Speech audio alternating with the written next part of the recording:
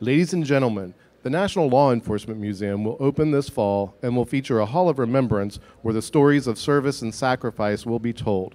Please direct your attention to the display screens for a special museum video presentation.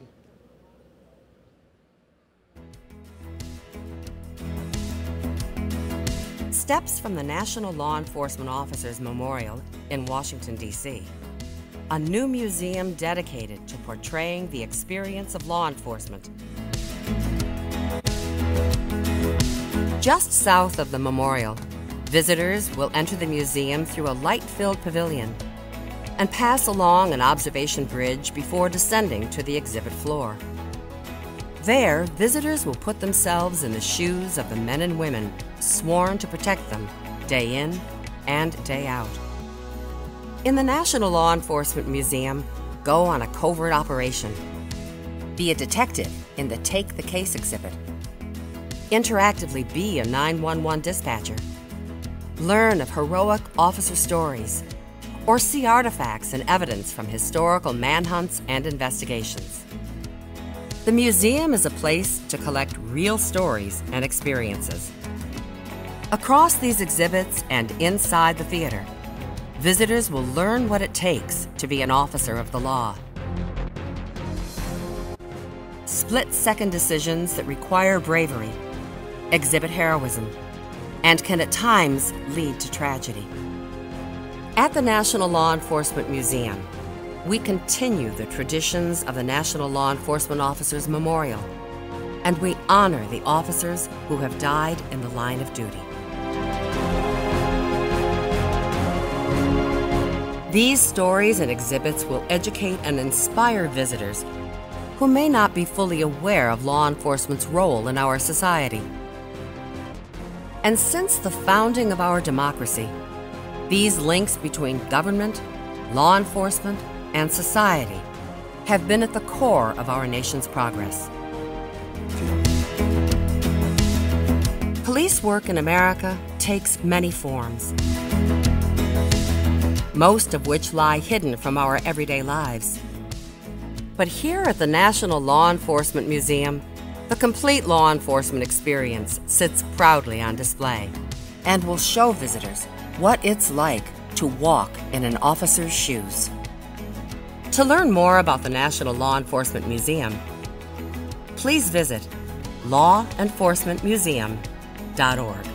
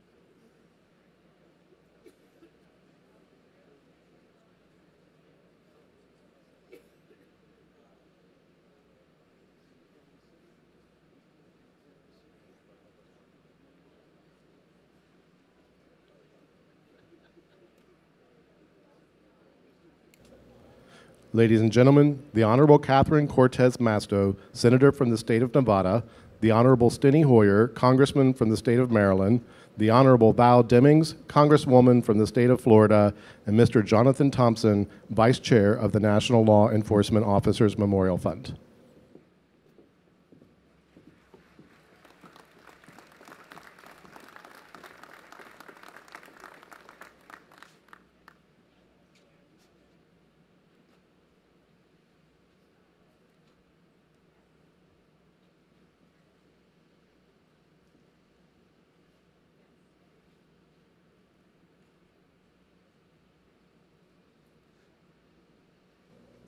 Ladies and gentlemen, the Honorable Jeff Sessions, Attorney General of the United States, the Honorable Ryan Zinke, United States Secretary of the Interior, former Attorney General John Ashcroft, Chairman of the National Law Enforcement Officers Memorial Fund, and the Chief Executive Officer of the National Law Enforcement Officers Memorial Fund, Craig Floyd.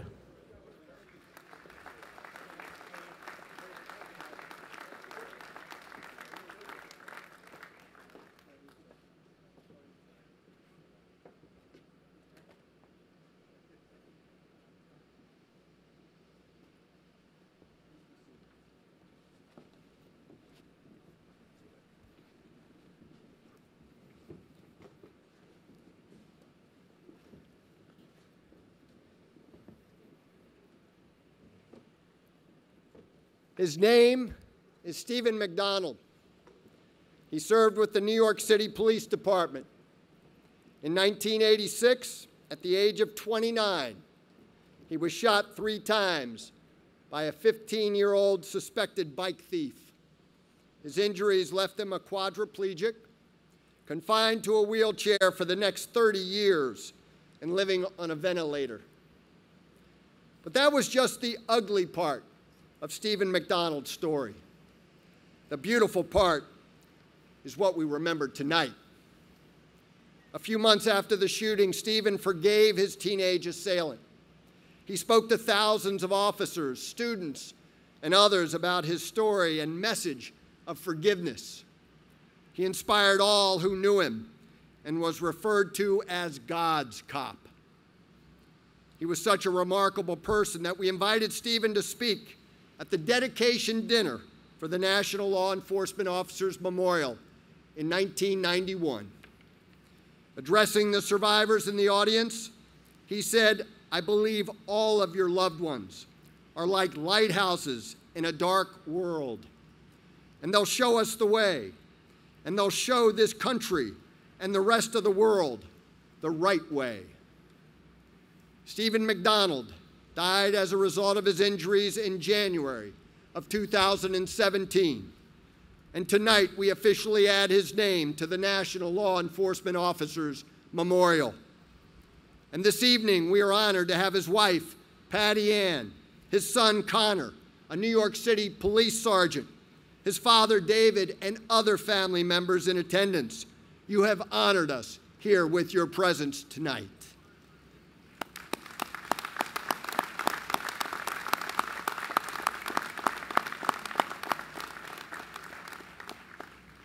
Stephen McDonald's story is special, just like the story behind every one of the other 359 new names that we officially add to the National Law Enforcement Officers Memorial tonight. To pay them proper tribute, each of their names will be read as part of this ceremony and will forever be etched on the walls of a national monument and in the hearts of a grateful nation. To them and their families, and to all law enforcement professionals who serve and protect us, tonight, we say thank you. Ladies and gentlemen, on behalf of the Memorial Fund's Board of Directors who've joined me here on the dais, it is my honor and privilege to welcome all of you to this milestone occasion, the 30th Annual Candlelight Vigil, to honor the service and sacrifice of America's law enforcement professionals and their families. And in addition to the more than 30,000 members of the law enforcement family and citizen supporters who have gathered here tonight, we also welcome more than thousands who are watching on a live webcast of the vigil on the internet thanks to our good friend and partner, Officer.com. Our program begins this evening with the presentation of the colors by the United States Park Police Honor Guard, the national anthem performed by Officer Dustin Dierenfeld of the Kansas City, Kansas Police Department, and the invocation by our good friend, Monsignor Sal Criscolo, who has served as chaplain to first responders here in Washington, D.C. for the past 3 decades. Please rise for the presentation of colors.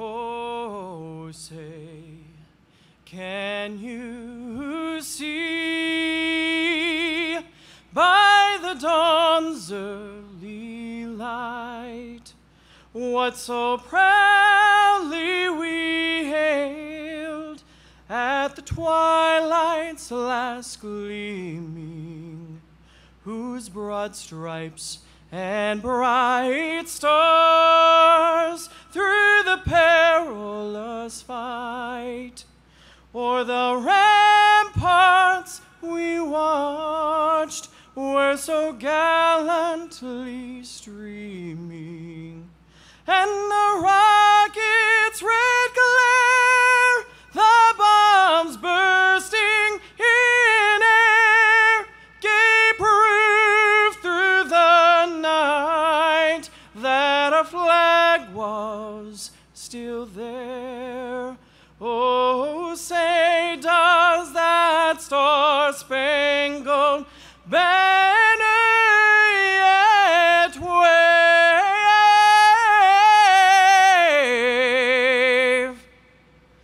o'er the land of the free and the home of the brave?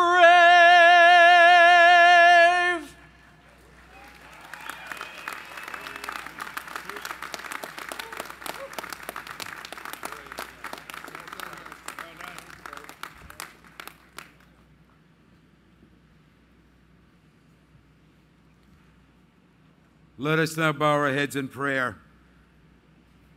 Creator of us all, tonight we come before you as your humble servants, asking for your strength as we remember our loved ones, our police officers, who have made the ultimate sacrifice and given their lives in the line of duty. Lord, this is your world. We don't understand why individuals do evil to others. Still, here we choose not to ask why, but ask how. How, Lord of all, can you now turn the pain, the confusion, and the anguish that has been felt and still continues to be felt into something good? You know the pain of these families, of their officers, workers, and of the departments that they have served. We pray that you reach out your hand to show them your love and your comfort. Draw them toward you, for deep in their hearts, they know that you are the only one who can heal their hearts, their minds, and their souls. You do not will such tragedies, so help those left behind to have courage, strength, and faith to carry on. I ask your grace to allow those who are here tonight to stand strong amid the trials and the loss they feel, and in their time and in yours, let them see the light that has been overtaken by darkness and come to realize that you are with them always until that day when we will be united with you and with all who have gone before us. In his name we now pray, amen.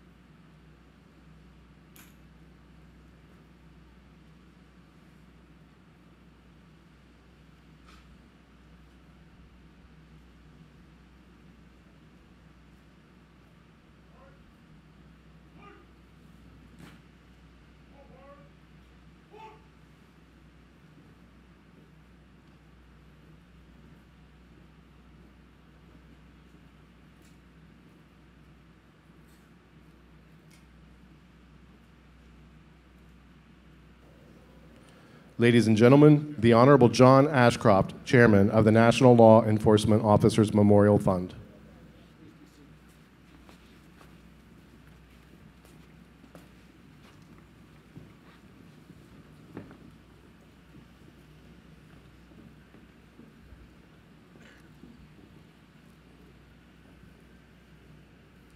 Together today, we occupy a space that was occupied by Abraham Lincoln about 160 years ago. He had earlier, in the midst of the Civil War at Gettysburg, admonished the listeners that the world will little note nor long remember what we say here, but it can never forget what they did here. He emphasized the difference between saying things and actually doing things. And we here tonight honor all of those who stand between us and lawlessness by those who do the work of law enforcement and to support the rule of law. Later, at the conclusion of the war, Lincoln, in his second inaugural, put it this way: it is our job, looking forward, not looking back at what they had done, but looking forward to what we could do and what we ought to do. He said it was our job to care for him who shall have borne the battle, and for his widow and his orphan, to do all which may achieve and cherish a just and lasting peace. We have with us tonight, and it honors us that they are here, spouses of those who have given the ultimate sacrifice in protecting our freedom, who would put themselves between the enemies of freedom and our liberty, and do everything possible, including giving their lives. So my first priority here is to recognize those survivors who are with us and to thank them for their presence here this evening. This is a very poignant day. Increasingly poignant because it is also Mother's Day, and so many of those who are survivors here this evening are mothers of children, and they are to be honored as mothers. But all too often they had to have and assume the responsibility of being mother and father to the family. And it is our job to do what we can for the widows and the orphans, that we might have the kind and preserve the kind of liberty and freedom which America stands for and which we cherish. So if I may, I would like to invite all the survivors, to stand and allow us as a group of individuals in representing the United States of America to thank those of you who are survivors. Would you please stand at this time and allow us to thank you? Please stand up wherever you are. Thank you. Thank you. Look around. Look around.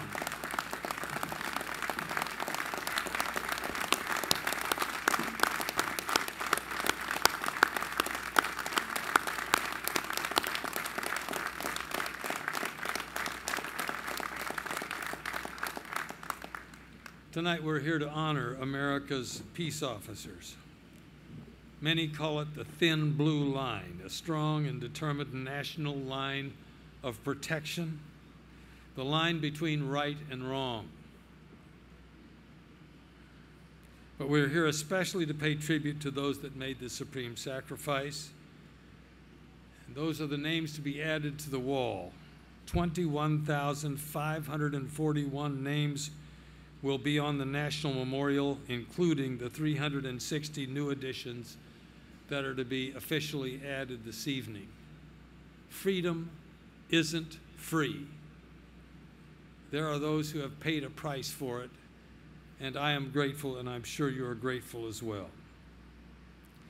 The Memorial Fund is more, though, than looking backward. It is an opportunity for us to look forward, as Lincoln looked forward, that we should address the issues, care for those who remain, but also address the issues. And I believe that it is our sacred duty to honor the fallen by stopping the falling. And we each, in our own way, in this great country, can encourage law enforcement and help protect them by building a better understanding. We can begin by respecting the law, restoring the respect for the rule of law in our nation, respect for freedom, respect for liberty, respect for each other, for judges and those who wear the badges, and those of us who are support in the community. One of my main concerns, thank you.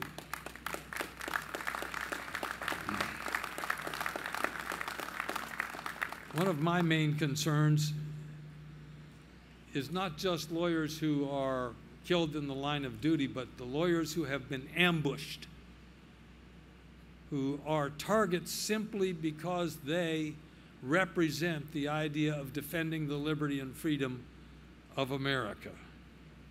And sadly, over the last 5 years, 61 law enforcement officials, professionals, have been shot and killed in cold-blooded ambush attacks, including 9 this last year. That's unacceptable for America. We must stand up and be clear that it is unacceptable. Those who spend their lives seeking to defend individuals should not be shot by them. And the very individuals who have committed these murders are part of the population that our law enforcement community protects. I'm thinking of the New York police officers, those in Southport, those in Harris County, Texas. It's a matter of deep concern to every American. John Donne said it years ago eloquently in poetry: never send to know for whom the bell tolls. It tolls for thee. When a police officer is shot, each of us dies in some measure, and we must resist it in every respect. The names that we'll be reading here tonight are now inscribed on the National Memorial.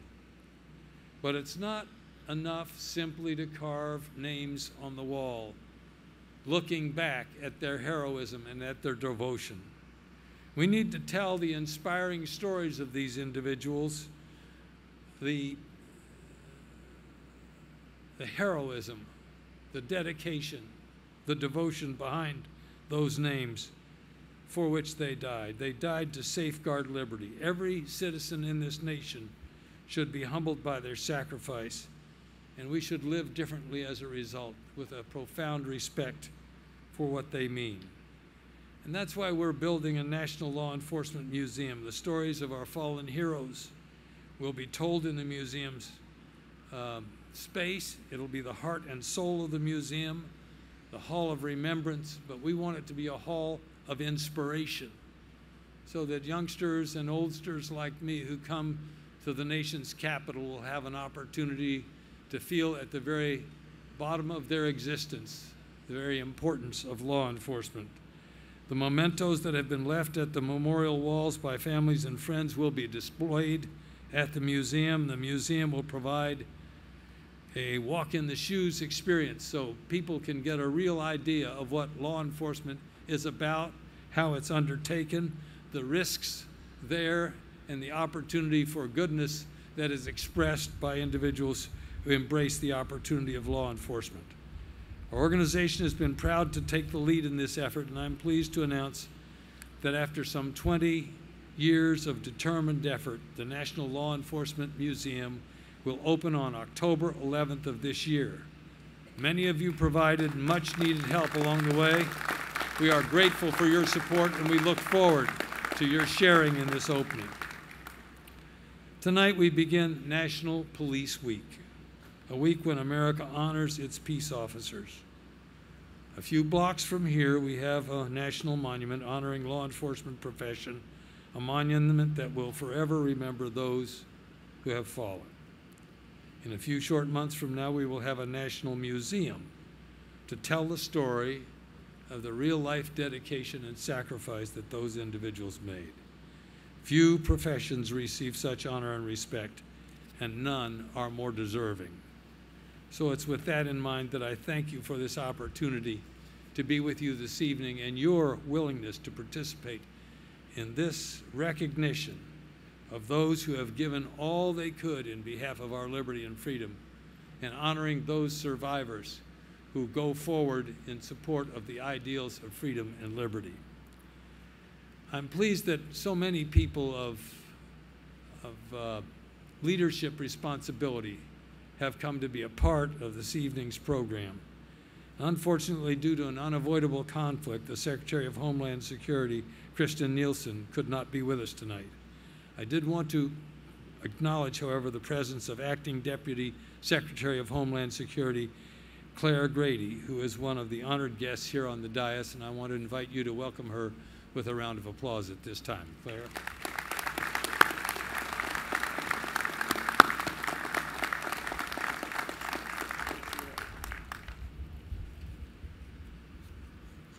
As many of you will remember, and I hope it strikes a favorable chord with you, I had the privilege of serving the United States as the Attorney General of the United States, to preside over the Justice Department, a community of individuals similarly dedicated to freedom and justice.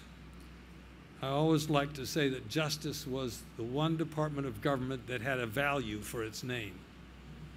And I thought justice was almost an acronym: judgment, understanding, J-U, S-T-I, in the middle of the word, simply total integrity is what we need there. Judgment, understanding, simply total integrity, compassion, and equity. It's important to the United States of America, to every citizen. It's important to the world that justice in the United States be something that is focused on the rule of law, which is the safeguard of liberty in our culture. And I'm pleased to honor and privileged to introduce a very close friend and a former colleague of mine, the 84th Attorney General of the United States. Jeff Sessions made it clear from his first day in office that he had no greater priority than to promote officer safety, officer morale, and public respect for the work of law enforcement. He's now well into his second year in office, and the Attorney General has held true to that commitment. The rule of law is part of his DNA. It is as much a part of him as has been the rule of law for those who have literally laid their lives on the line in enforcing the law across America. As a result of his dedication to law enforcement officers and safety, officers are safety overall. Last year's total of 129 fatalities were the second fewest in a single year since 1959. This is very helpful to us in so many ways. Officer morale has increased, and polls show that the vast majority of Americans highly respect law enforcement, as we should, and as is evidenced by your involvement here this evening. Tonight, I wanted to return to this Candlelight Vigil to express in person my admiration for this great Attorney General, his dedication to the rule of law. And I want to thank him for his willingness to return to the vigil to express his personal endorsement for our nation's law enforcement officers and their families. It is an honor indeed for me, ladies and gentlemen, to introduce the Attorney General of the United States, my good friend, a public servant, a friend of law enforcement and the rule of law, Jeff Sessions. Attorney General Sessions. Get this. Thank you. Thank you so much. John Ashcroft is a fabulous and great American. As most of you know, we served together on the Judiciary Committee of the United States Senate, partners in so many battles, and I watched with great admiration his leadership at the Department of Justice and would be so pleased to be a fraction of the effective Attorney General he was. Jonathan Thompson and Chuck Canterbury, Chief McLean of the Park Police, and Chief Newsom of the D.C. Police Department, Chairman Pye on the National Blue Alert, great young leader in America today, partner in the cabinet, Ron Zinkley, and Craig Floyd, the CEO of your group. It's an honor to be with you. I am honored beyond expression to serve as your Attorney General. And I feel daily the weight of my responsibilities. After over 16 years in law enforcement, I know what your work is all about. I know what you do. I know that without your courage, steadfastness, and sense of duty, the job would not be done. And we all know that in the performance of that duty, we lose the lives of some fine officers every year. What is that job, that profession that you've given your life to? It is to place your badge, your skills, even your lives between the righteous and dutiful Americans and the predators that threaten them. It is tough work as well as moral and noble work, and it is essential. It is crystal clear that law, respected, honored, enforced, is the crowning glory of this country. I do not only speak of courts, but primarily tonight of those in blue who walk our streets, interacting daily with real victims and real criminals. That's where justice must be done. President Trump has repeatedly said that he is the law and order president, and the first order he gave me on my first day in office was to back the women and men in blue. And you can be sure that is the pole star of my efforts.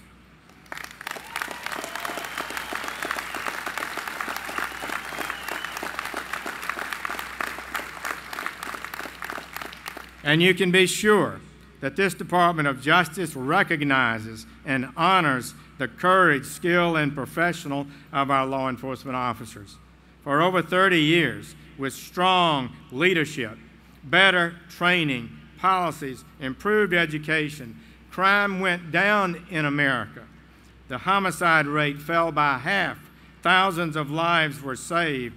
Law enforcement led the way. But it seems we've forgotten some of the proven principles of law enforcement.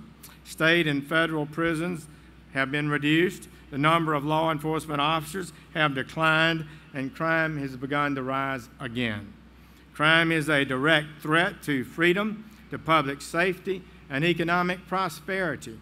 No factory, no modern grocery store or pharmacy can operate where there's no public safety, and there is no doubt that the destruction from rising crime falls earliest and hardest on the poor and our minority citizens. We value and affirm all our citizens and must make all our communities safe. We can never cede a community, block, or street corner to the criminal element. We can never capitulate to lawlessness at our borders. To do so is to give our very sovereignty to the outlaws. Law is more than an abstraction. Law must be made real. That means those who destroy, abuse, maim must be stopped. Victims' rights must be vindicated. And that means we must honor and support those who protect us. And it is fitting and right that we join together annually as a nation to remember those who have given their all for us. I am reminded of the sacrifice of these wonderful American law enforcement officers every time I sign a letter to the families of every officer that has lost their life in the line of duty.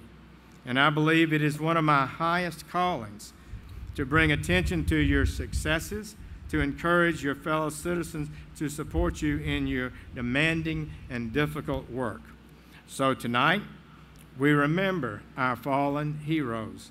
We mourn their loss, and we rededicate our lives to preserving, protecting, and defending our principles of ordered and constitutional liberty that serve us so well, uniquely among the entire world.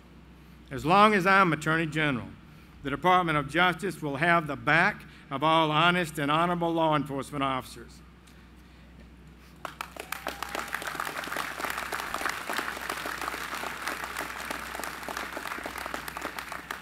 So as we close, we ask God to bless the souls of all those we honor tonight. May God bless each of you, and may God bless this wonderful country of ours. Thank you.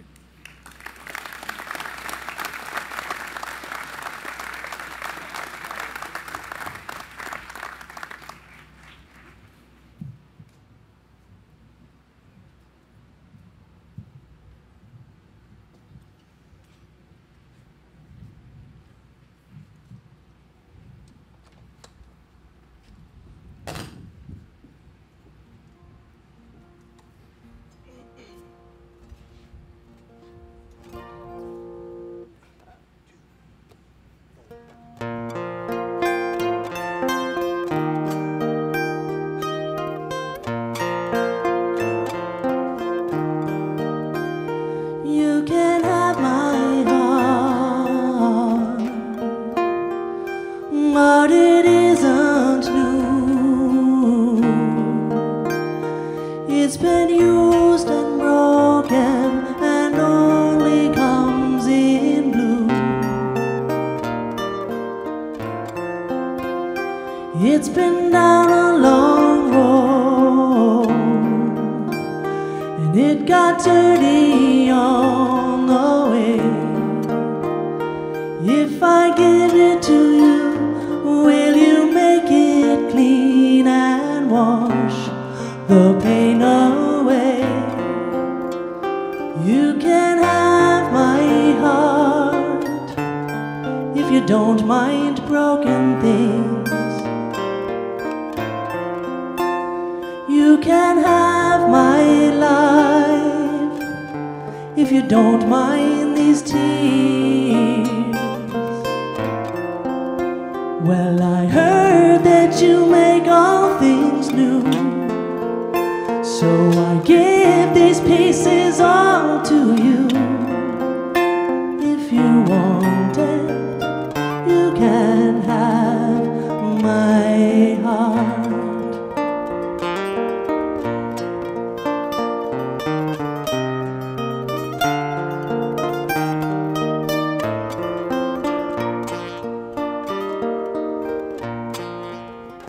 So beyond repair, nothing I could do. I tried to fix it myself, but it was only worse when I got through. Then you walked right into my darkness speaking words so sweet, and you hold me like a child till my frozen tears fall at your feet. You can have my heart if you don't mind broken things. You can have my life if you don't mind these tears. Well, I heard that you make all things new, so I give these pieces all to you. If you want it, you can have my heart.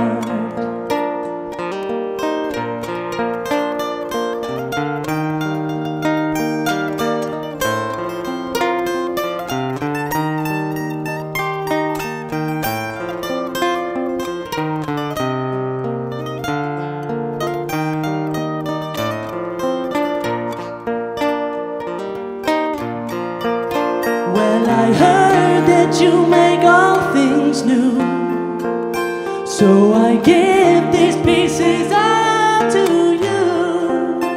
If you want it, you can have my heart. If you want it, you can have my heart.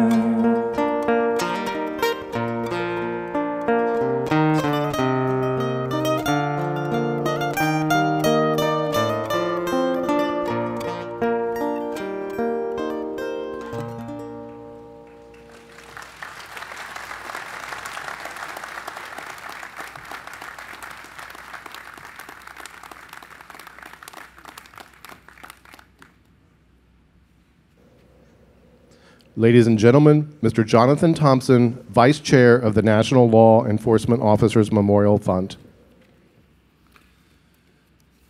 Good evening.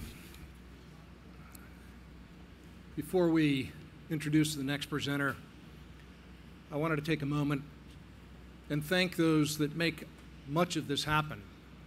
The staff of the foundation and the memorial are phenomenal people. Every day they come to work with one thing in mind, and that's to never let this country forget those that have fallen. Please join me in showing your appreciation to the staff of the foundation and the memorial. Thank you all.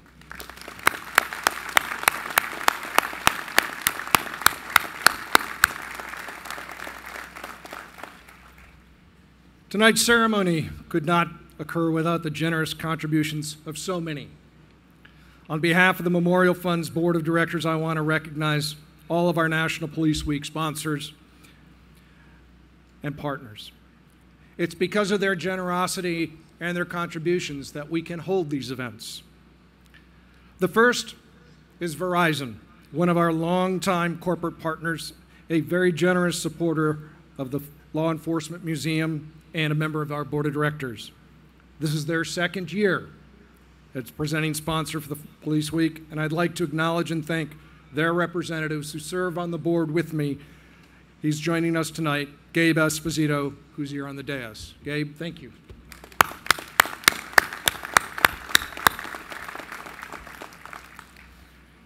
Our second National Police Week sponsor has been a stalwart supporter of ours and the organization for more than 20 years.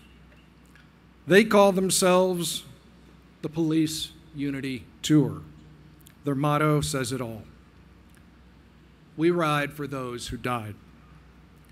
Their goal is to raise awareness about officers and deputies who die in the line of duty and to raise funds for the Memorial Museum. Tonight, I am pleased to tell you that yesterday, over 2,800 riders toured from all places across this country. They came, they pedaled, and they raised an enormous amount of money. I'm honored to tell you that yesterday they handed a check to our executive director and CEO for $2.8 million.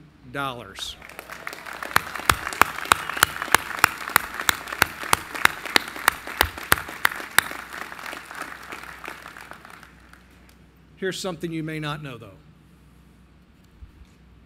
Collectively, in 20 years, they have raised more than $25.6 million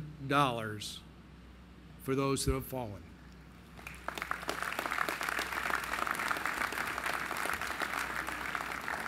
At this time, I would like to ask the Police Unity Tour founder and Chief Executive Officer, Pat Montori, along with Executive Director Harry Phillips, the Chief Financial Officer Jimmy Waldron, and Chief Sponsor Mark Kovar, Vice President in Jersey PBA, to please stand and be recognized.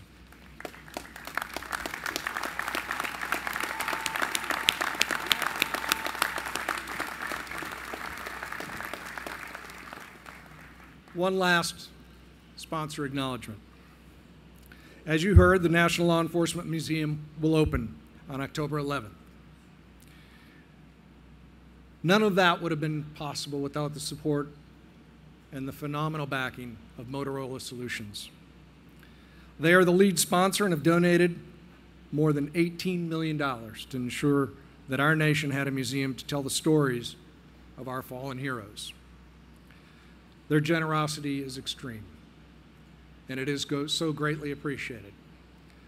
We're proud to have their Executive Vice President, Mark Hacker, here with us tonight, as well as Cynthia Yazdi and Kathy Seidel. Thank you so very, very much.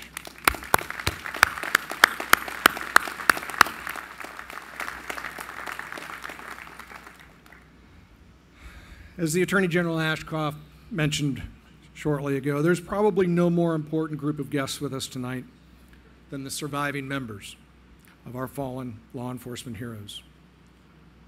The concerns of police survivors, better known simply as cops, is our nation's support group for the families and colleagues of our fallen heroes. Cheryl Schultz is the national president of Concerns of Police Survivors.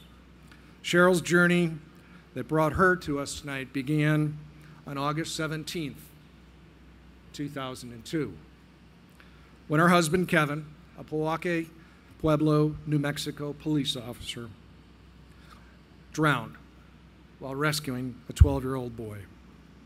Cheryl has dedicated her life to helping others who, like her, suffered enormous pain and the lost. Ladies and gentlemen, it's a great honor and a privilege, someone I consider a friend, someone I look up to in so many ways. Ladies and gentlemen, Cheryl Schultz.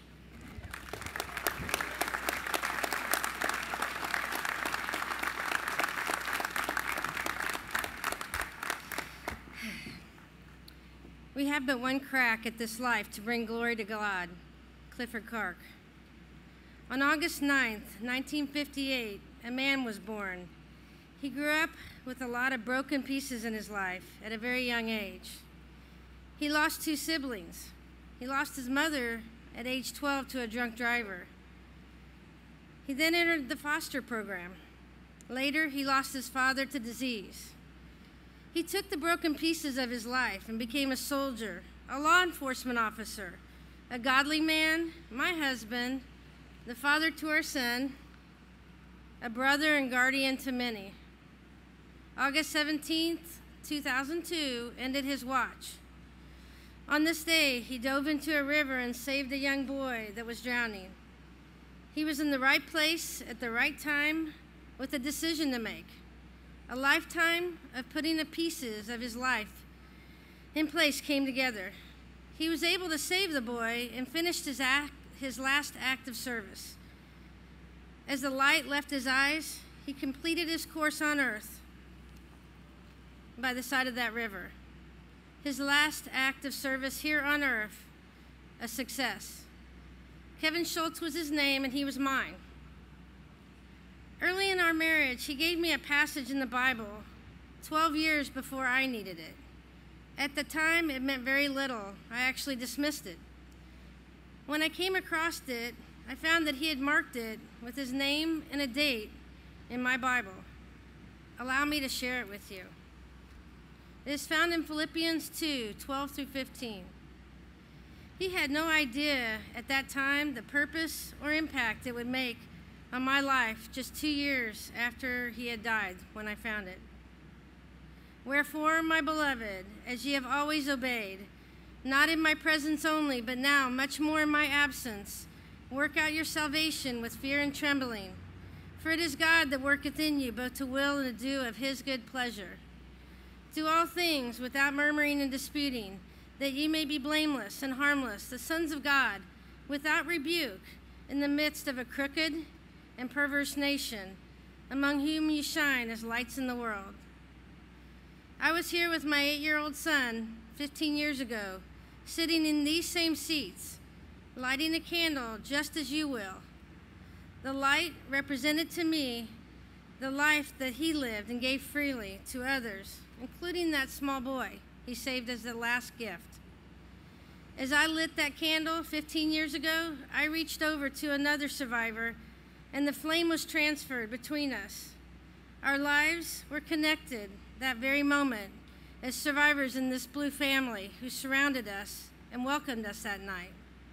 It is my belief that Kevin would want my light to shine bright and my life to be bright and happy. But believe me, I remember when I didn't think that would be possible.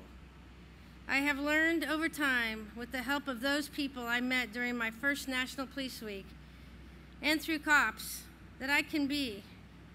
I have learned from many and watched many memorials over the years, coming back to National Police Week each year, and by me helping others, Kevin will never be forgotten. Through his legacy, me and our son, Kagan, we honor this legacy by continuing to live. As we transfer the flame tonight from candle to candle, there's a spark ignited, shared between us all. The light and life of our officers, of our beloved family members, has been transferred to us. We take our brokenness and make a new future. We make a new you. You cannot walk away from the relationships we have experienced without being touched by them and without being changed. Our lives without our officers look differently than they did when we still had them. I am challenged daily to take these broken pieces I have been given, just as Kevin did in his lifetime, to create a beautiful mosaic.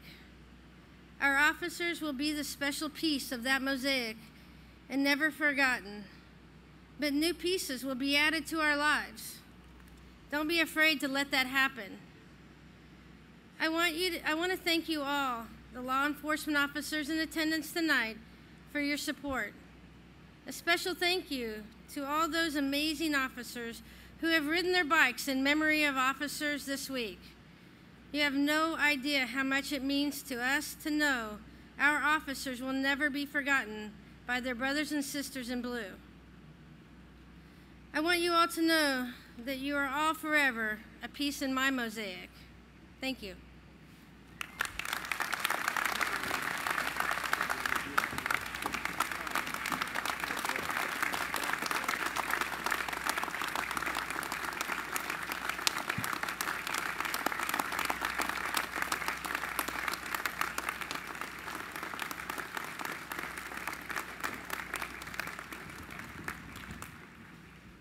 Beautiful words. Thank you, Cheryl. When we dedicated law enforcement's national monument 27 years ago, there were more than 12,500 names on its walls. As a special tribute to those men and women, we read each of their names in a final roll call of honor. It lasted a full 24 hours. Every year since, we have given that same honor to each name that has been added to that national treasure. We continue that proud tradition tonight with the reading of 360 names that we now officially dedicate on the National Law Enforcement Officers Memorial. 129 of those fallen heroes died in 2017. Another 231 made the supreme sacrifice in earlier years, but had slipped through the cracks of history and were only recently discovered by memorial research staff and volunteers across the country. The names will be read by the Memorial Fund's Board of Directors and other special guests. They will be read in order of the state in which they served. At this time, I would like to invite Attorney General Sessions to begin this evening's roll call of honor.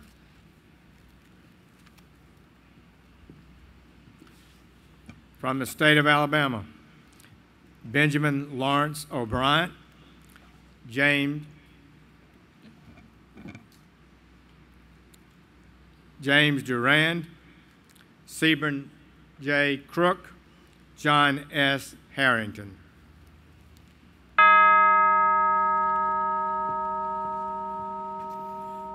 From the state of Arizona, Alfred Moore, Paul Lazinski, Rupert M. Hopkins.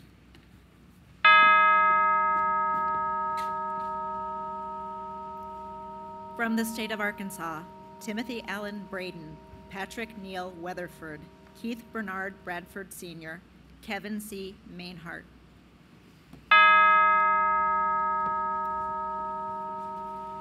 From the state of California, Michael Robert Foley, Lucas Forrest Chalou, Andrew Joseph Camilleri Sr., Robert Paul Rumfeld, Murray F. Olson, Louis Allenson, Robert Allen French, Jason Allen Garner, Maurice William Halloran. Keith Wayne Boyer.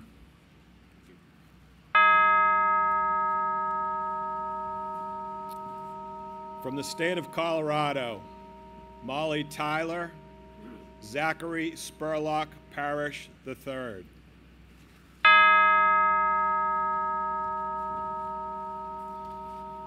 From the state of Delaware, Stephen Rommel Floyd Sr., Stephen Jamel Ballard, Thomas John Hannon Sr.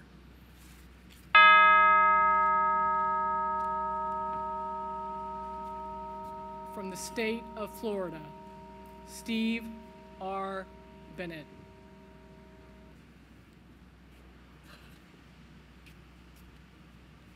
Continuing from the state of Florida, Joe William Hetty Jr., Joshua S.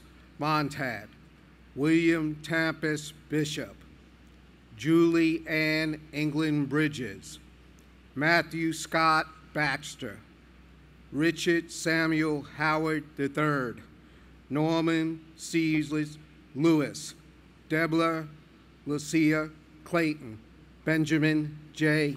Carroll.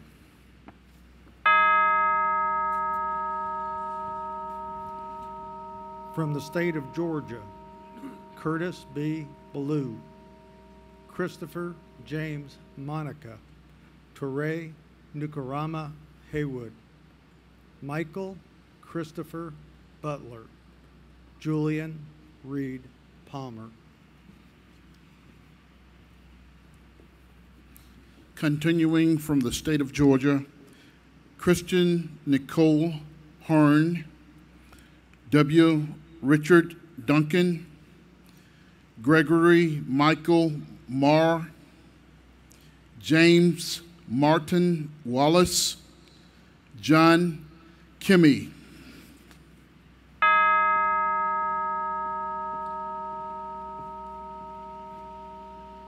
From the state of Illinois, Raymond Anthony Morrell, Bernard W. Damagala, Andre Van Begton, Patrick Crowley, Ryan Matthew Albin, Jamie Joseph Allen Cox, Kevin Joseph Brewer.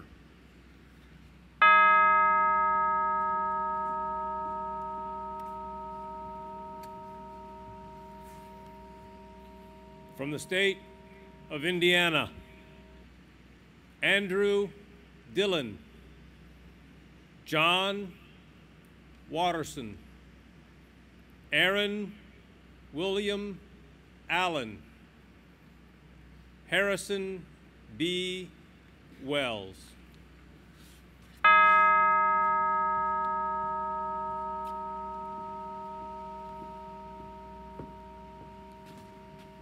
From the state of Iowa, Mark Jason Burbridge.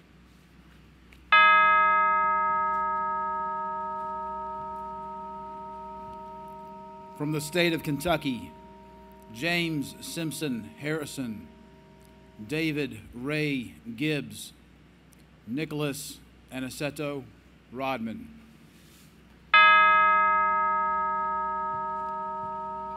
From the state of Louisiana, Robert Cleveland Johnson, Donna Weems LeBlanc, Michael David Louvier, Sean Thomas Anderson, Justin Levi Beard, Michael Paul Middlebrook, Marcus Anthony McNeil.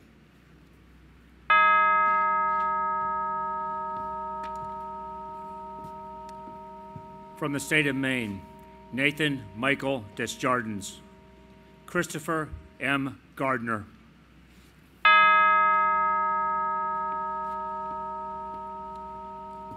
From the state of Maryland, Sean Matthew Suter, Sander Benjamin Cohen.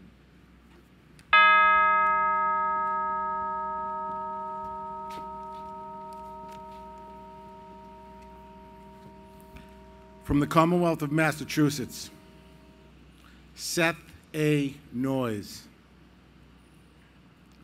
Raymond P. Semino, Jeremiah Joseph O'Connor, Frederick Aloysius Bell, John Joseph Shanahan.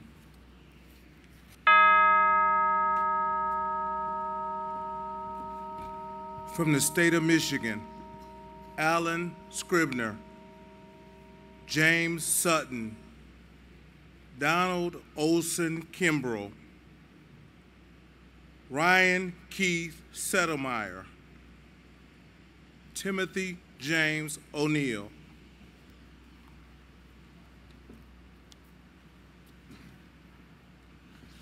Continuing from the state of Michigan, Josiah Coates Hazelton, Jonathan William Raymond Ginka, Eric Brian Overall, Thomas Clarence Bunker, Danny John Cromer.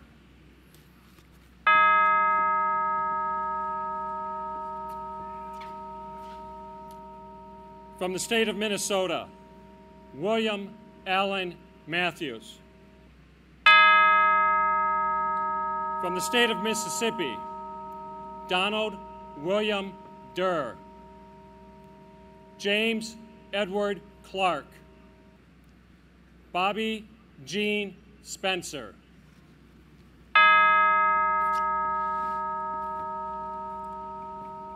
From the state of Missouri, Carl Thomas Cosper Jr., Gary Lee Michael Jr., Edward H. Culver.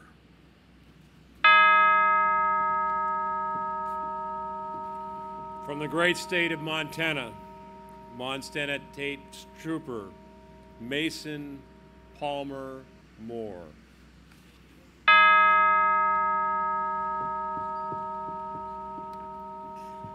From the state of Nevada, Charleston Vernon Hartfield, Chad William Parquet.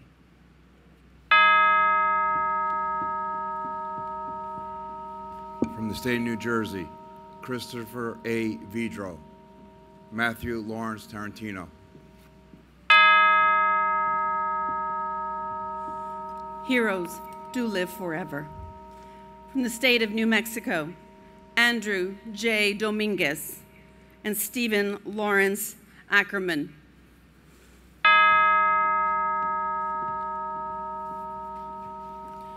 From the state of New York, Craig E.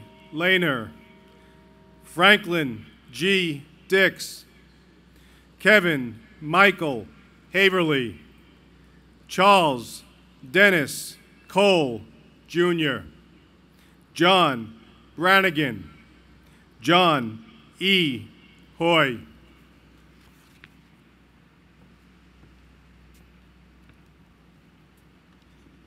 Continuing from the state of New York, Dennis Shea, Charles J. Cameron, George M. Yeager, Thomas F. Gallagher, Charles A. Berberich, John W. McCormick.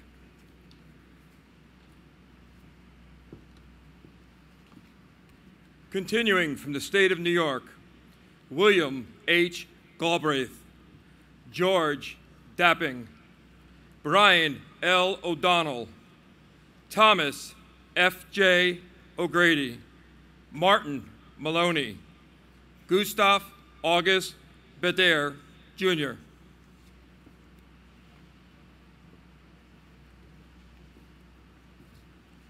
Continuing from the state of New York, Daniel C. O'Connor, Gerald Rex, Charles J. Clark, Harold John Smith, William T. Martin, Annetta G. Daniels. Continuing from the state of New York, Jacqueline C. Schaefer, Peter O. Rodriguez, Dennis Reed McLarney, Dennis Morales, Tracy L. Tchaikovsky, Joseph A. Cavatola.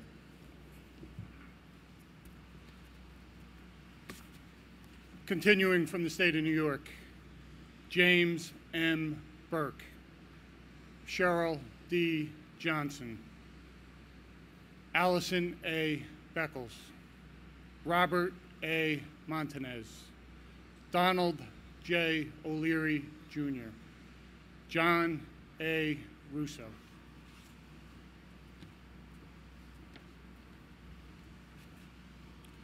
Continuing from the state of New York, Patrick P. Murphy, James W. Monahan, Charles Gilbert Gittins, Jr., Robert W. Kaminsky, Sean M. Mahoney, Scott V. Stelmach.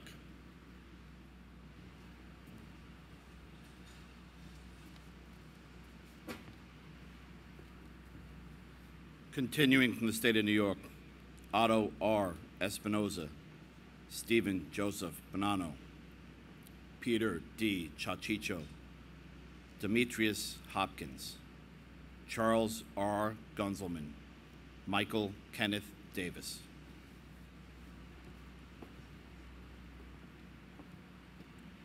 Continuing from the state of New York, Leroy Dixon, James A. Betso, Matthew J. Gay, Luis A. Lopez, Alexander Figueroa, Edmund P. Murray.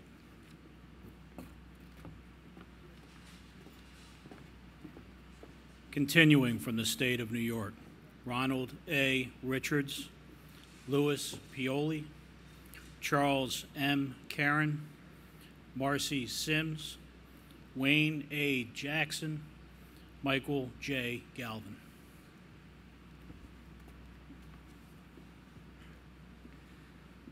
Continuing from the state of New York, Donald S. Kneff, Andrew L. Soroka, Deborah A. Garbett Jeff, Kenneth W. Rosello, Michael E. Glazer.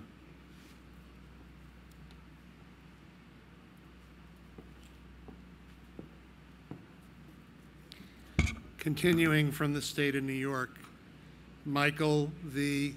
Quinn, Stephen T. Kabinski, Stephen D. McDonald, Terrence Scott O'Hara, Miosotis P. Familia.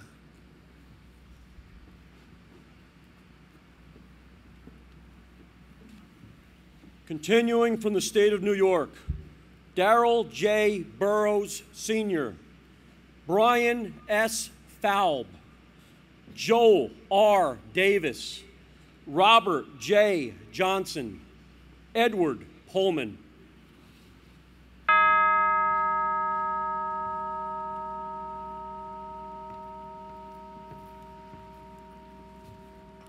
From the state of North Carolina, Zach C. Ramsey, J. Russell Mamilar Jr., Megan Lee Callahan, Justin James Smith, Veronica Skinner Darden, Wendy Letitia Shannon.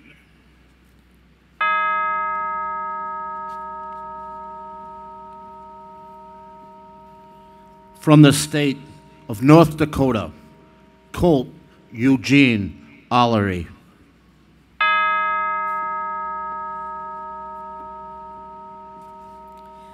From the state of Ohio, Franklin Stone, Frank M.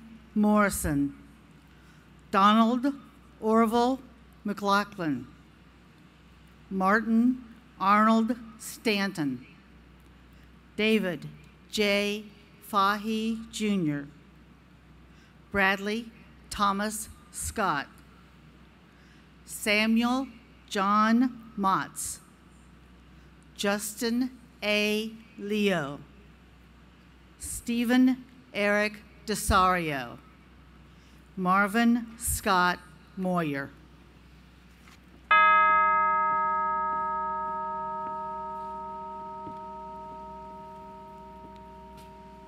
From the state of Oklahoma, William H. Johnston, Sean Freedom Cookson, Edward Jason Wright, Stephen Roshan Jenkins Sr., Donald Heath Meyer, Shaq Palmer, Henry Lester Cotton, Justin Michael Turney, lest we forget.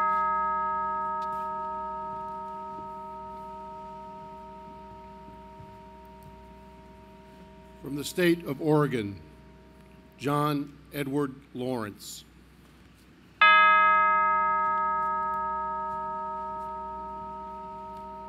From the state of Pennsylvania, Daniel O'Brien, Henry Hess, William Shields, Thomas Pugh, John A. Rao, Charles Andrew Wyke.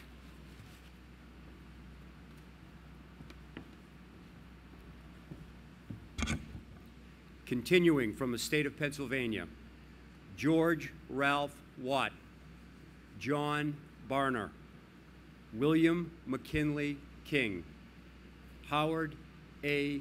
Lawton, Francis Warren Lieb, Edward Frederick Stever, Richard V. Mahoney.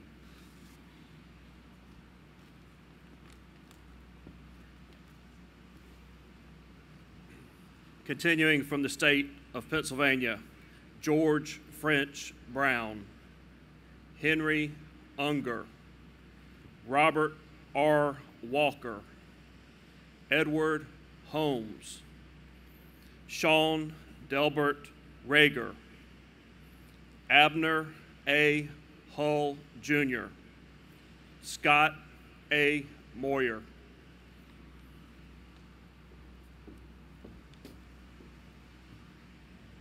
Continuing from the state of Pennsylvania, Adam Strunk, Nicholas Clemens Tomei, William Paul Roth, Brian David Shaw, David Michael Weaver, Robert Earl Zimmerman. Take from the great state of Pennsylvania, Carl Postelin, Charles Robert Oglesby, Chester Arthur Coots, Joseph B. Malloy, Zori Andrew Remley, and George Edward Higgins.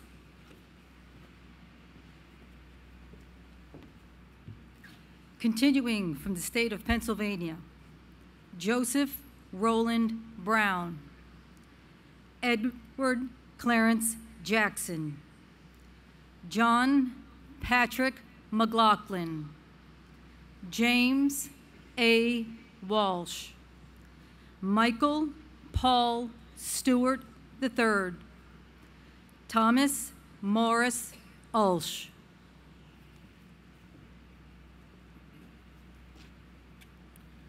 Continuing from the state of Pennsylvania, William Baker, Thomas H. Snyder, James Young, Jacob Pennington Boyer, Henry Lucas, James Richard Taylor, James H. Kelly.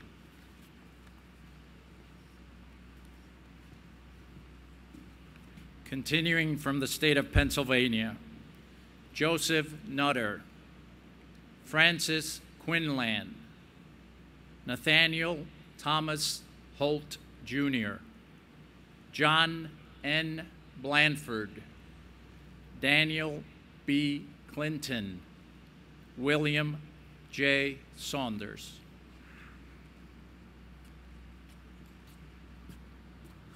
Continuing from the state of Pennsylvania, John J. Noon, John Daughtry, Robert Clarence Taylor, William John Gormley, John Francis Maloney, Edwin Wildridge, and Frank Victor Maroney.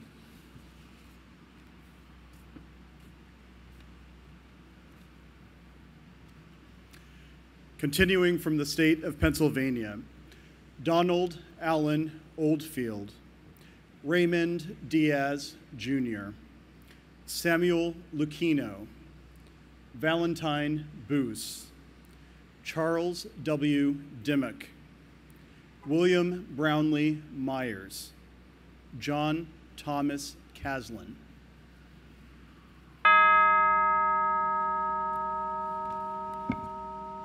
From the state of South Carolina, William H. Richards, Henry Cornelius Hardy, Devin Presley Hodges, John King, James Maxey King, Henry Buford Graves, James Perry Bagwell, James Eric Chapman, William Henry Tolley, Daniel Keith Rebman Jr., Jason Gregory Harris.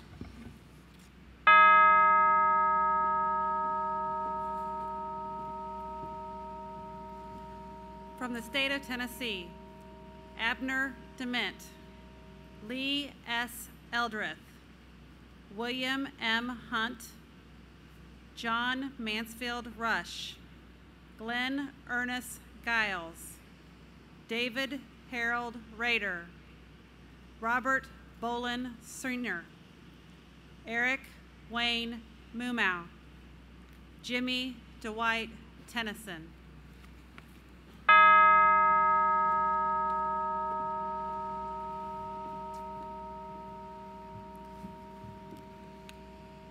From the state of Texas, Elise Ann Ibarra, Louis L.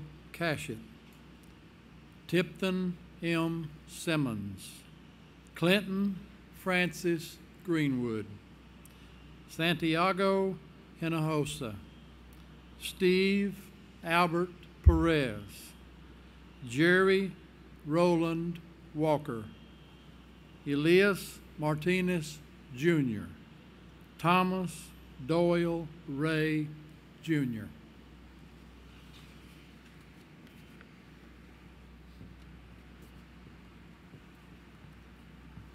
Continuing from the state of Texas, William Cincinnati White, Miguel Moreno III, Jose T. Garza, Kenneth Malcolm Copeland, James Jackson Hunt, W. A. Hale, Mark Gregory Diebold, Shauna Renee Tedder.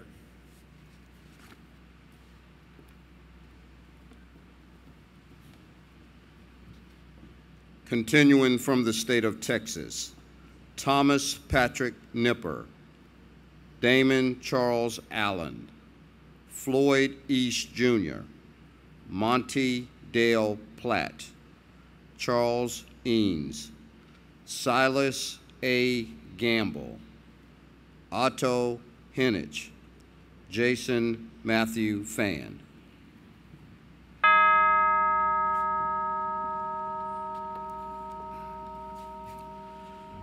From the state of Virginia, Lewis Washington Roper, Walter E. Snow, Curtis Allen Bartlett, Michael Timothy Walter, Burke Morgan Matthew Bates, Henry John Cullen III.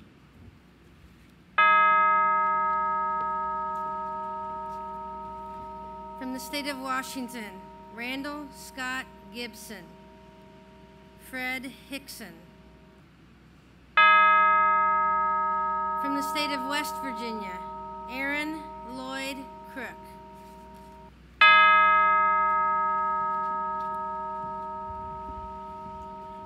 From the state of Wisconsin, Eric Allen Lyons, Jason Thomas Weiland.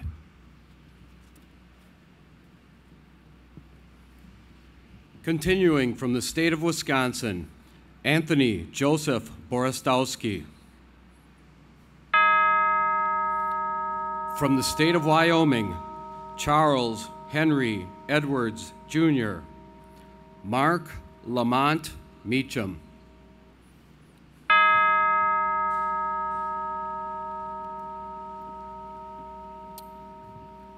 From the federal law enforcement agencies, Nelson B. Klein, Jr., Edward John Nartzer, Sheila Jean Regan, Lori J. Fournier, Gerard D. Senator, Rex Aaron Stockham, Ricky O'Donnell.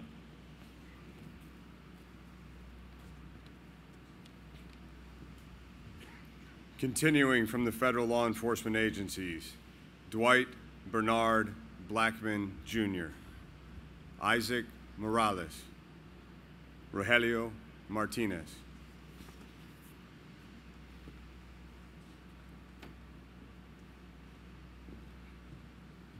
Continuing from the federal law enforcement agencies, Eugene Thomas Cox, James Herbert Workman, David John Hofler,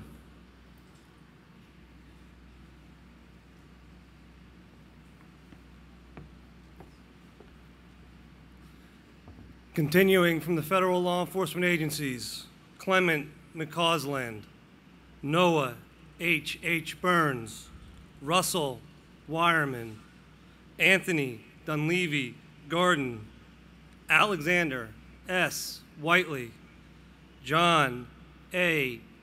Barrow, Kenneth J. Doyle.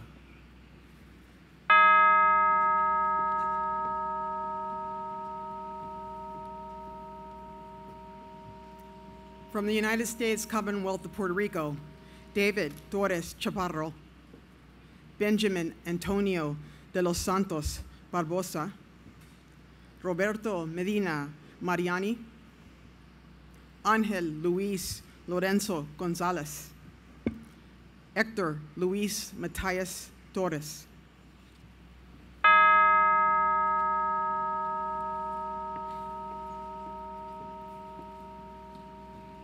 From the Railroad Police, Charles Krill, Herbert D. Cook, Leonard M. Kennedy, James Raymond Nolan, William Carey Reynolds, Charles Monroe Long.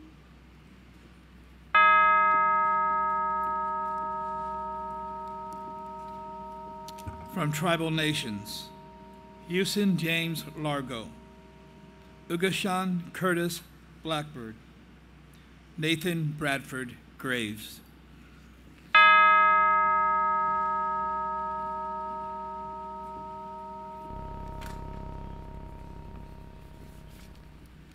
Out of respect for these fallen heroes and their families, from the state of Oklahoma, David James Wade. From the state of Texas, Jerry Ronald Walker.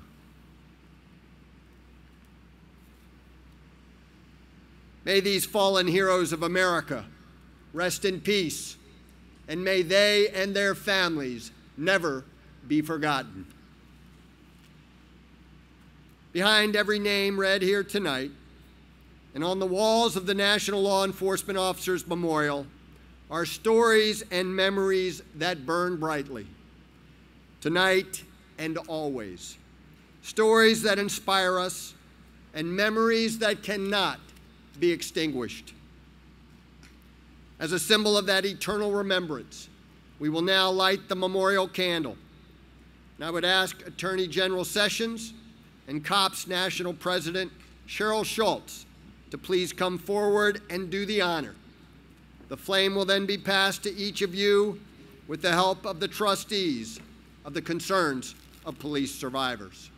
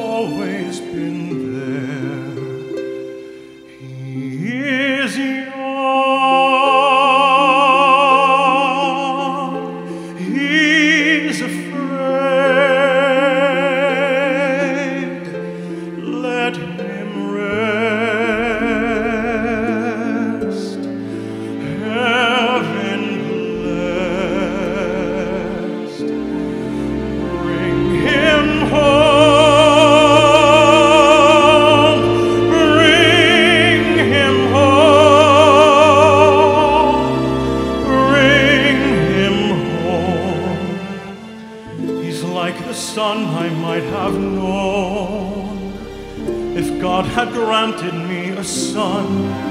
The summers die one by one, how soon they fly on, and I am old and will be gone. Bring him peace, bring him joy. He is young, he is only a boy. You can take, you can give, let him be,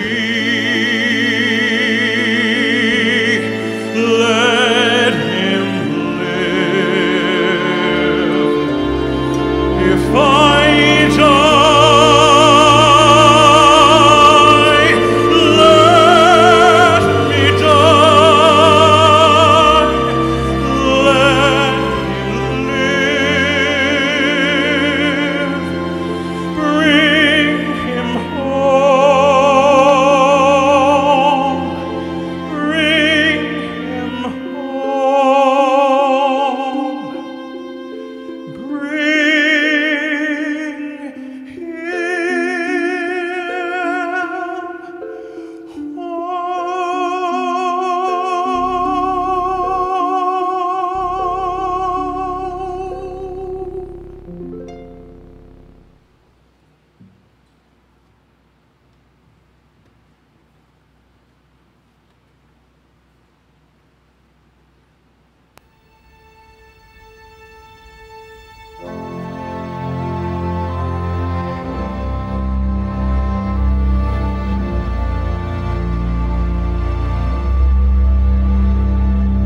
They are mothers and fathers, husbands and wives, sons and daughters. They are chiefs, sheriffs, constables, deputies, troopers, and special agents. They are our colleagues, protectors, and friends. But there is one word that fits them all: hero. Not because of how they died, but because of how they lived. Tonight, we honor the fallen and all who continue to follow in their footsteps of law enforcement service, members of America's thin blue line of righteousness, protection, and hope. It is a warning for the wicked and a beacon of hope for the righteous. In cities and towns across our nation, our law enforcement professionals have never stood taller nor prouder. We have witnessed their tireless devotion to public safety. We have been humbled by their selfless displays of courage, and we have mourned when they fell in the performance of duty. They advance when others flee, fight when others cower, stand up for what is right when others stand by. Common men and women inspired to perform uncommon acts of courage and compassion, always willing to put the safety and welfare of others above their own.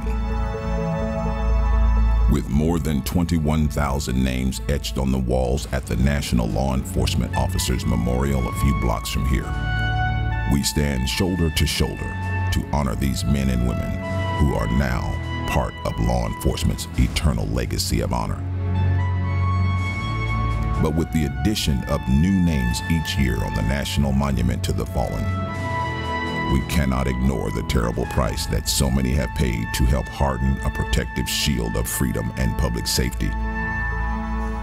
We honor and remember those fallen heroes now and always, just as we honor and remember their surviving family members and colleagues. To all other survivors who have joined us here tonight, please know that you and your loved one will never be forgotten. As we raise our candles skyward in silent tribute, let us solemnly pledge to always remember and cherish those who have fallen, those who have been left behind, and those who continue to serve.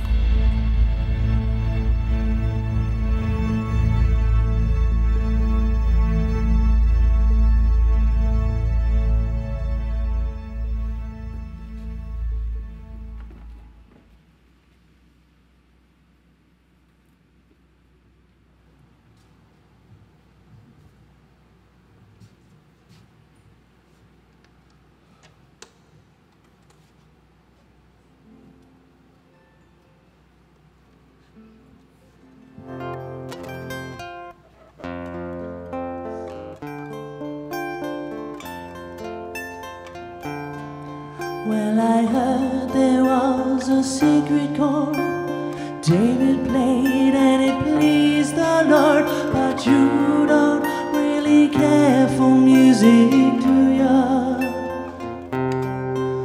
Well, it goes like this: the fourth, the fifth, the minor fall, the major lift, the baffled king composing hallelujah, hallelujah, hallelujah, hallelujah, hallelujah.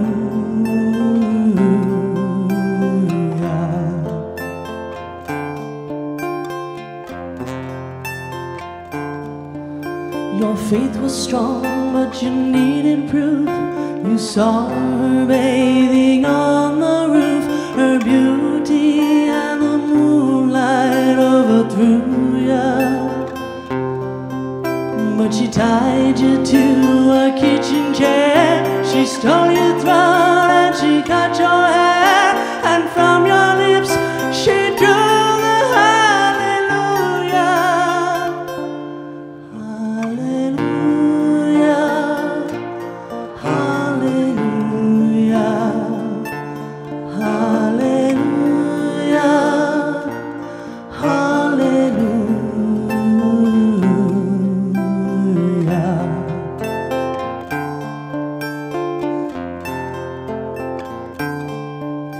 You say I took the name in vain. I don't even know the name, but if I did, well, really, what's it to ya? There's a blaze of light in every word. It doesn't matter what you heard. A holy, unbroken hallelujah, hallelujah, hallelujah, hallelujah, hallelujah.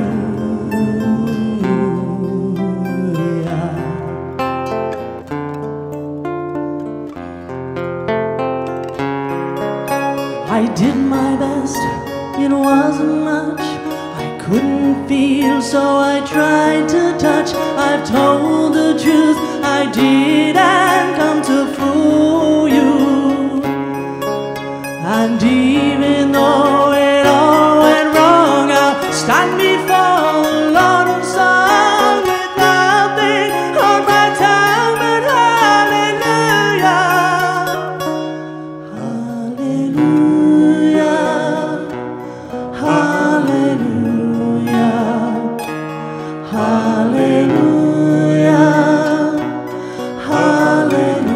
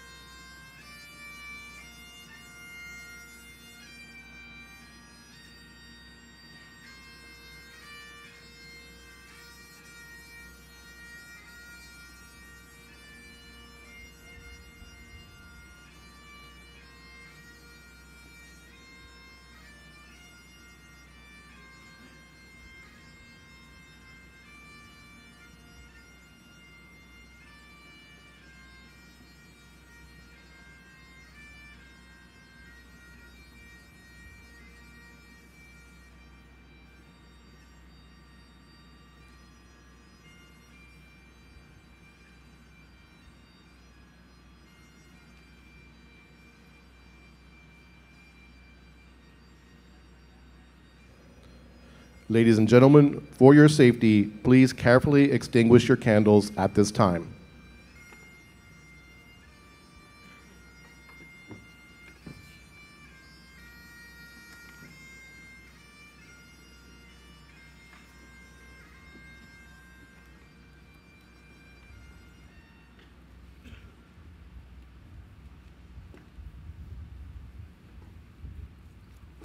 Would like to acknowledge our featured singers and participants who received no earlier introduction.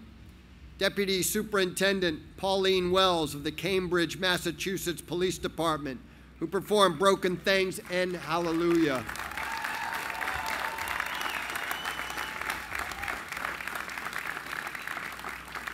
Sergeant Michael Devine of the New York City Police Department, himself the surviving son of a fallen DEA agent who performed Bring Him Home. Thank you, Michael.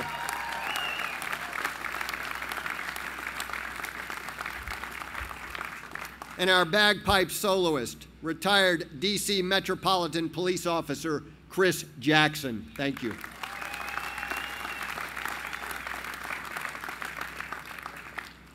Please rise for the retreat of colors.